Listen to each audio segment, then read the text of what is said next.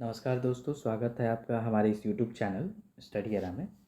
आज हम लोग 30 अक्टूबर 2021 का जो डेली करंट अफेयर्स है, जो वन डे एग्ज़ाम है उसके लिए इम्पोर्टेंट है, उसकी बात करेंगे। आइए हम लोग देखते हैं।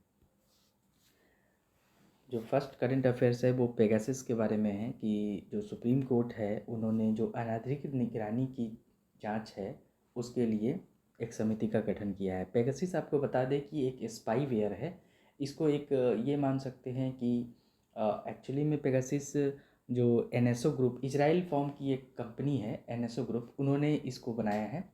और ये एक स्पाईवेयर है। स्पाईवेयर इन द सेंस ये आपके डिवाइस में यानी कि मोबाइल में जाकर और आपके जो भी डेटा है उसको चुरा लेता है और सेंटर तक पहुंचाता है।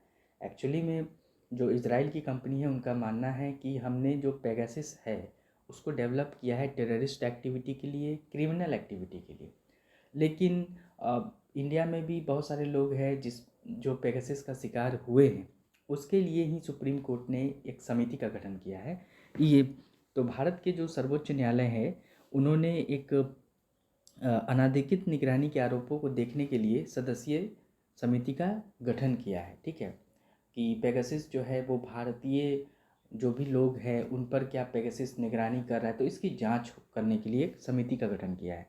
और उस समिति के जो न्यायमूर्ति है वो आर.वी. रविंद्रन करेंगे। आप देख सकते हैं कि ये जो आर.वी. रविंद्रन, ये इम्पॉर्टेंट है, ये अध्यक्ष सेवानिवृत्त हैं। ये सेवानिवृत्त हैं आर.वी. रविंद्रन।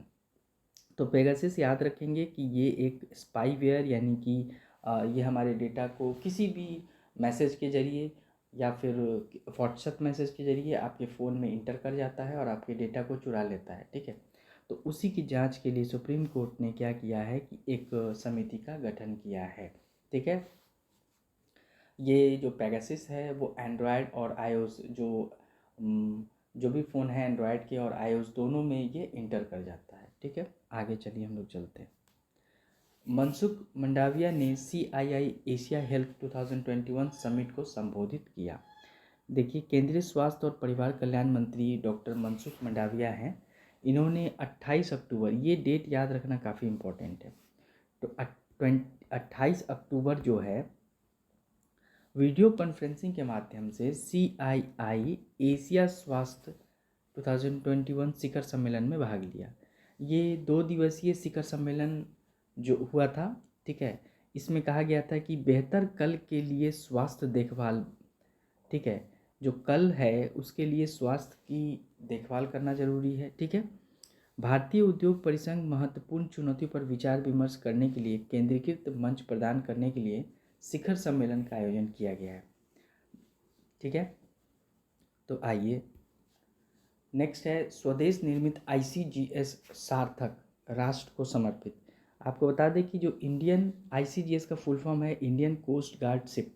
इन्होंने सार्थक नाम का एक शिप तटरक्षक जहाज को भारत के को समर्पित किया है, राष्ट्र को समर्पित किया है। और ये 28 अक्टूबर को ये समर्पित किया गया है।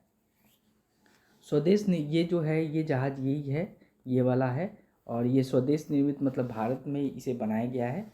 स्वदेश निर्मित जहाज को गोवा में भारतीय तटरक्षक बल के महानिदेशक नटराजन द्वारा कमीशन किया गया है। ठीक है, और सबसे बड़ी बात है कि ये जो ICGS सार्थक, इसका नाम है सार्थक, इसका नाम है, याद रखेंगे कि इसका नाम सार्थक है, इसीलिए इसका नाम सार्थक यहाँ पे मैंने पहले ही मेंशन कर दिया है। ICGS सार्थक की कमान जो है किसको दी गई है, तो MM सैयद को दी गई है। और इसमें 11 अधिकारी होंगे और 110 पुरुष हैं। देखिए, भारतीय तटरक्षक बल के महानिदेशक कृष्ण स्वामी नटराजन है। और जो ICGS का जो हेड क्वार्टर है, ये जो ICGS है इसका जो हेड क्वार्टर है वो न्यू दिल्ली है। ठीक है, न्यू दिल्ली। रमेश पोखरियाल ने PM मोदी को अपनी किताब एम्स में जंग लड़ते हुए गिफ्ट की है। देखिए, जिस समय कोविड-19 महामारी चल रही थी 2019 में, उस समय रमेश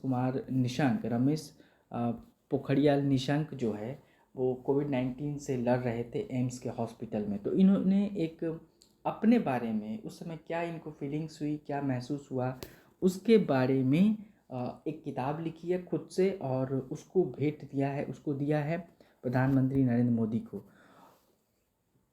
ठीक है। जो इन्होंने जो और सबसे बड़ी बात है कि इस पुस्तक का जो प्रकाशन है वो प्रभात प्रकाशन प्राइवेट लिमिटेड द्वारा किया गया है। नेक्स्ट है गूगल पे ने स्वास्थ्य बीमा की पेशकश के लिए एसबीआई जनरल इंश्योरेंस के साथ करार किया। देखिए, गूगल पे ने पहली बार ऐसा किया है कि किसी इंश्योरेंस कंपनी यानी कि एसबीआई जनरल इंश्योरेंस के साथ अपना स्वास्थ्य बीमा के साथ एक तकनीकी की साझेदारी की है। फर्स्ट टाइम ऐसा हुआ है कि गूगल पे ने किसी के साथ जनरल इंश्योरेंस के साथ फर्स्ट टाइम साझेदारी की है। ठीक है, इसमें क्या होगा कि गूगल पे के जरिए आप एसबीआई जनरल इंश्योरेंस को खरीद सकते हैं, ले सकते हैं, अपने फैमिली के लिए, खुद के लिए, इंडिविजुअल के लिए भी ले सकते हैं, अपनी फैमिली के लिए भी ले सकते हैं, तो दोनों के लिए ले सकते हैं। तो गूगल पे जैसे ही आप इंस्टॉल करेंगे तो उसमें आपको ऑलरेडी ऑप्शंस मिलेंगे उससे आप पे कर सकते हैं। तो ऐसा ये पहली बार हुआ है कि गूगल ने किसी के साथ इन जनरल इंश्योरेंस के साथ साझेदारी की है। आइए नेक्स्ट की ओर चलते हैं। TVS motor company India green energy award 2020 से सम्मानित। टीवीएस जो कंपनी है, मोटर कंपनी है, Indian federation of green energy द्वारा इंडियन ग्रीन एनर्जी अवार्ड 2020 के तीसरे संस्करण में रिन्यूएबल एनर्जी यूजेज से सम्मानित किया। देखिए, ये जो Indian federation of green energy, इन्होंने सम्मानित किया किसको?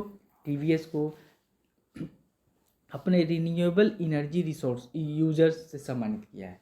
यह पुरस्कार केंद्रीय सड़क परिवहन और राज्य मंत्री नितिन गडकरी के द्वारा प्रदान किया गया है। ठीक है, केंद्रीय सड़क परिवहन मंत्री कौन है? तो नितिन गडकरी है। इसके जरिए आप ये भी याद रख सकते हैं। नेक्स्ट है global climate tech investment trade report, Bharat 9वें स्थान पर।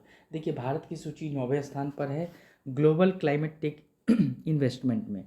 London and partners and company द्वारा 5 साल पर एक पेरिस समझौते के बाद से वैश्विक जलवायु तकनीकी निवेश के रुझान रिपोर्ट के अनुसार 2016 से 2021 तक जलवायु प्रायोगिक निवेश के लिए 10 देशों की सूची तैयार की गई है, जिसमें भारत जो है 9वें स्थान पर है। अगर पूछा जा सकता है, बहुत सारे ऑप्शंस देंगे, और global climate tech investment trade में भारत कितने स्थान पर है? तो भारत 9वें स्थान पर है। नेक्स्ट है अनीता आनंद को कनाडा की राष्ट्रीय रक्षा मंत्री के रूप में नियुक्त किया गया है। भारतीय मूल की ये अनीता आनंद है। इन्होंने कनाडाई राजनेता अनीता आनंद 54 वर्ष की है, जो प्रधानमंत्री जस्टिन ट्रूडो द्वारा कैबिनेट फेरबदल में देश की रक्षा मंत्री नियुक्त की गई है। भारत के लिए काफ़ी गर्व की बात है ये। आइए नेक्स्ट की ओर हम लोग चलते हैं। अंतर्राष्ट्रीय इंटरनेट दिवस मनाया गया है 29 अक्टूबर को। आपको बता दें कि पहला अंतर्राष्ट्रीय इंटरनेट दिवस जो है 29 अक्टूबर 2005 को मनाया गया था। ठीक है, और 1969 में इंटरनेट को याद रखेंगे, 1969 में इंटरनेट को ARPANET के रूप में जाना जाता था। Advance research project agency network, ARPANET। पहली बार इंटरनेट के उपयोग का जश्न मनाने के लिए दुनिया भर में हर साल 29 अक्टूबर को अंतर्राष्ट्रीय इंटरनेट दिवस मनाया जाता है। एक्चुअली में क्यों मनाया जाता है, इसको भी समझ लीजिए। यह दिन पहला इलेक्ट्रॉनिक संदेश भेजने का प्रतीक है। इस दिन फर्स्ट टाइम इलेक्ट्रॉनिक्स मेल भेजा गया था। 1969 में चार्ली क्लाइन नाम के एक व्यक्ति हैं, जिन्होंने कैलिफोर्निया विश्वविद्यालय में छात्र प्रोग्रामर थे। उनके द्वारा एक कंप्यूटर से दूसरे कंप्यूटर से को एक मेल भेजा गया था फर्स्ट टाइम। तो इसमें क्या क्या क्वेश्चन बन सकते हैं? इसमें क्वेश्चन बन सकते हैं, जस्ट ए मिनट। इसमें क्वेश्चन क्या क्या बन सकते हैं? इसमें एक क्वेश्चन बन सकता है कि अंतर्राष्ट्रीय इंटरनेट दिवस कब मनाया गया? तो 29 अक्टूबर। पहला अंतर्राष्ट्रीय इंटरनेट दिवस कब मनाया गया? तो 29 अक्टूबर 2005। उसके बाद 1969 में इंटरनेट को क्या बोला जाता था? तो ARPANET। ये दूसरा क्वेश्चन। फर्स्ट टाइम ईमेल कब भेजा गया था? तो 1969 में, और एक जो चार्ली क्लाइन है उन्होंने भेजा था, जो एक स्टूडेंट प्रोग्रामर है। ठीक है, तो आज के लिए इतना ही। हम लोग फिर नेक्स्ट करंट अफेयर्स में मिलेंगे, और जो भी करंट अफेयर्स है जो one day exam point of view से इम्पॉर्टेंट है, उसको आपके साथ डिस्कस करेंगे। आज के लिए इतना ही। Thank you.